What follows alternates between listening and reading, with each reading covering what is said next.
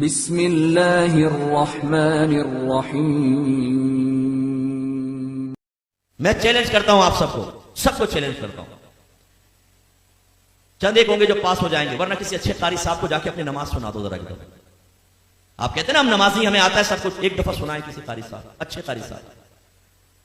سینکڑوں تو آپ کی تلفظ کی غلطیاں ہوں گی، تجوید پڑھی نہیں ہوتی، ہم نے نماز میں الٹا سیدھا پڑھ رہے ہوتے ہیں۔ ربی جعلنی، او بھائی ربی جعلنی ہے، جعلنی کہاں سے آگے؟ جیم پہ تو فتح ہی نہیں، آپ جیم ساکن ہے، ربی جعلنی۔ سبحانک اللہم، کلہ نہیں ہے، سبحانک اللہم، تھوڑا اٹھانا ہوتا ہے تاکہ الف مدہ پورا بنے، کھڑا زبر ہے، الف مدہ کے برابر کھینچنا ہے اس کو، دو حرکات کے برابر، سبحانک اللہم۔ وتبارک اسمک، وتبارک، او بھائی وتا نہیں ہے، وتبارک اسمک۔ التحیات، او بھائی التحیات نہیں ہے، التحیات ہے۔ سبحان رب العالی، سبحان رب العظیم، نہ بھائی یہ نہیں ہے، سبحان ربی العظیم، سبحان ربی الاعلی، یہ ہے۔ آپ سنائیے، میں نے تعلیم بالغان کا مدرسہ بہت پڑھایا، جب میرے سامنے آتے تھے نا، کتنے سال سے نماز پڑھ رہے ہیں؟ 25 سال سے۔ اچھا سناؤ ذرا صورتیں سناؤ، او بھائی ایک نئی صورت کی شکل سامنے آتی تھی، زبر کی جگہ زیر، زیر کی جگہ پیش، پیش کی جگہ کچھ۔ میں آپ سے گزارش کرتا ہوں، میں آپ کو حقیر نہیں سمجھ رہا ہوں، آپ کی تحقیر بیان کرنا مقصود نہیں، خدا کی قسم خواب غفلت سے جگانا مقصود ہے۔ آج آپ چیک بھرتے ہیں نا، چیک جتنے یہاں چیک بھرنے والے موجود ہیں ان سے پوچھئے، اتنے آرام سے بھرتے ہیں، کہیں ٹیڑھا میڑھا نہ ہو جائے، باؤنس ہو جائے گا، اور کہیں اگر غلط ہو جائے نا تو اوپر سائن کرنا پڑتا ہے، ورنہ یہ ریٹرن ہو جائے گا، یہ چیک بینک سے اوور رائٹ ہو گیا ہے، تب کہیں جا کے وہ کیش ہوتا ہے۔ لیکن جب نماز پڑھتے تو سمجھتے بہت بڑا ہم نے اللہ پر احسان کیا ہے۔ بعض تو پڑھتے ہی نہیں، خیر جو پڑھتے ہیں بہت بڑا احسان کیا ہے، اور پڑھی بس اللہ قبول فرمائے گا۔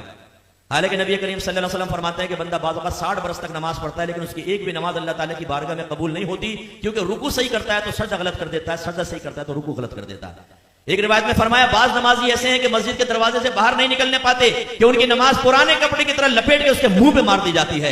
ایک روایت میں فرمایا جب نمازی بعض اوقات نماز ختم کرتا ہے تو نماز اس سے یہ کہتی ہے اللہ تجھے ایسا ہی برباد کر دے جیسا تو نے مجھے برباد کیا۔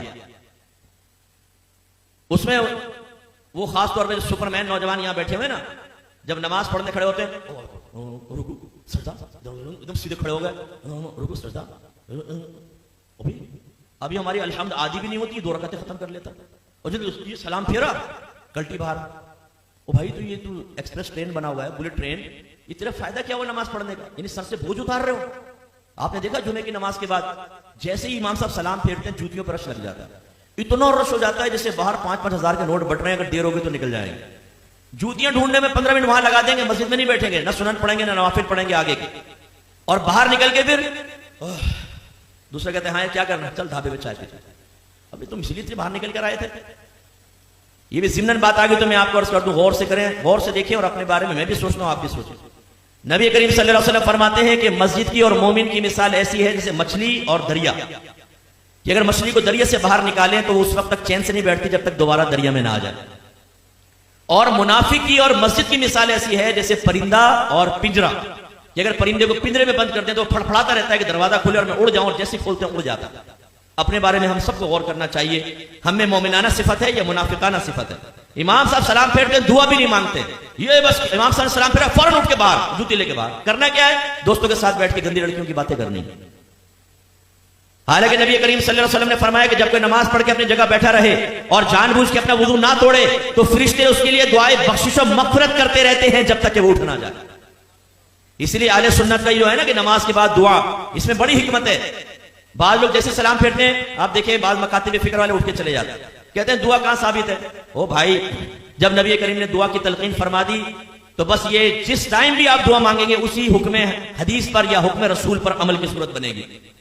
اور اس میں فائدہ کیا ہے؟ جب آپ بیٹھ کے دعا مانگتے ہیں جتنی دیر بیٹھے رہیں گے فرشتے بھی دعائیں بخشش و مغفرت کرتے رہیں گے، لیکن جو فوراً سلام پھیرتے اٹھ کے چلا جائے گا، جیسے ہی کھڑا ہوگا فرشتوں کی دعائیں مغفرت منقطع ہو جائے گی۔